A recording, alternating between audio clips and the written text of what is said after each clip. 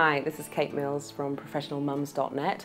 This is one in a series of videos that I'm doing this year, just looking at issues around flexible work and some thinking about flexible work that's out there, partly to kind of share some of the thoughts that I've been having, but also to get some conversation going with you who are in the Professional Mums network.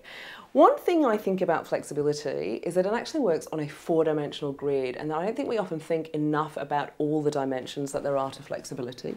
If you think about how a role can be flexible, you've got what you actually do. You've got where you actually do it.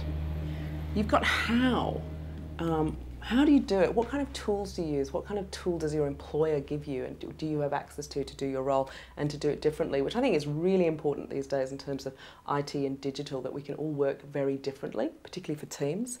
And then we've got when.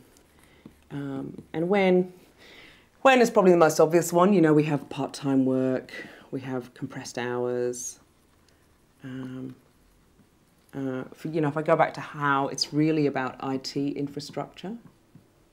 What kind of tools you and your team have that enable you to work in a really seamless kind of way, but from a different location. You've got where, and that's that whole issue of telecommuting, working from home, working from different offices.